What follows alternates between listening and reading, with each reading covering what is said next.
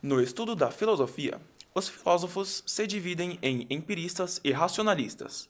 Isso para poder entender como e por que as coisas acontecem e são concebidas pelo ser humano. O empirismo dizia que todo o conhecimento e ideias vinham através das experiências. Nossa mente seria como uma folha em branco, e cada experiência é como se fosse um rabisco. Ao analisarmos estes rabiscos mais detalhadamente, eles formariam o conhecimento. É o caso da ciência, que só aceita quando apresenta algo concreto como prova. Já o racionalismo acreditava mais na razão. Eles acreditavam que o conhecimento vinha da capacidade intelectual dos seres e não das experiências como os empiristas. Um exemplo de racionalismo é a religião, que a teoria é bastante aceita sem mesmo ter uma comprovação concreta. Os filósofos empiristas discordavam dos filósofos racionalistas e suas ideias. Assim, havia bastante discordância entre as duas correntes. Kant propôs então a junção de ambas, fazendo assim a ideia do sujeito transcendental. Segundo Immanuel Kant, o sujeito transcendental é o sujeito que possui a possibilidade da experiência, ou seja, possui conhecimento não só pela experiência sensível, mas pela junção da sensibilidade, coisas vindo dos sentidos, com o entendimento. Assim, o filósofo passa a investigar a razão e seus limites, ao invés de investigar como deve ser o mundo para que se possa conhecê-lo, como a filosofia havia feito até então.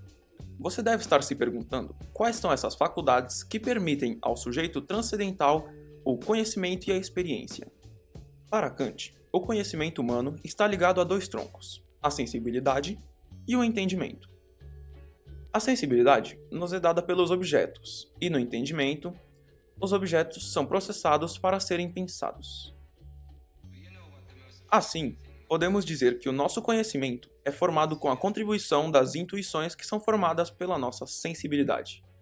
Contudo, essas intuições precisam ser articuladas por esquemas a priori, que são constitutivos da própria racionalidade humana, da própria condição do conhecimento.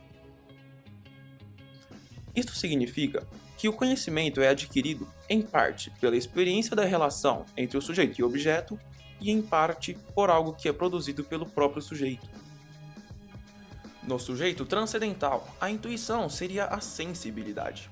Obter informações sobre o objeto através dos sentidos, como textura, cor, forma, sabor, cheiro. Essas intuições serão levadas ao cérebro, onde deverá ocorrer o entendimento sobre aquele objeto antes que qualquer reflexão sobre ele possa acontecer.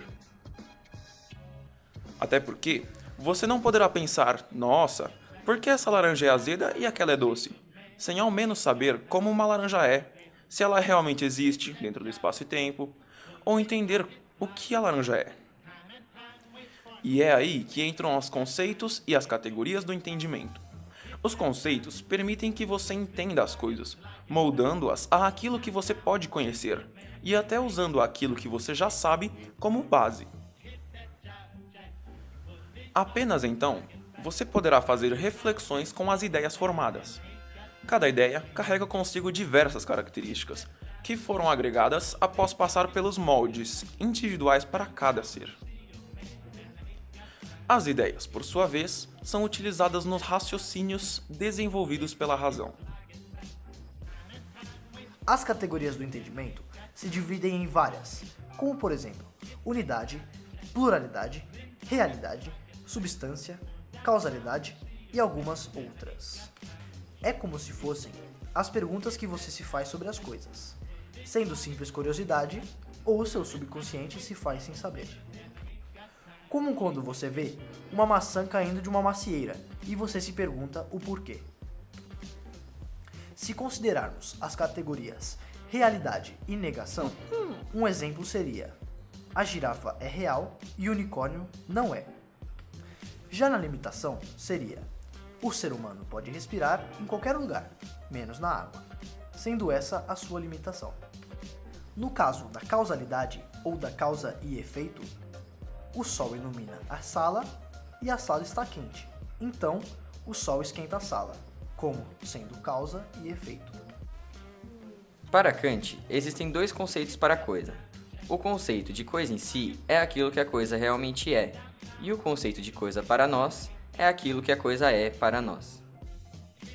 Para Kant, nós apenas podemos conhecer as coisas para nós, porque o objeto que tem que ser moldado a partir da pessoa, e não a pessoa que tem que ser moldado para encaixar no objeto.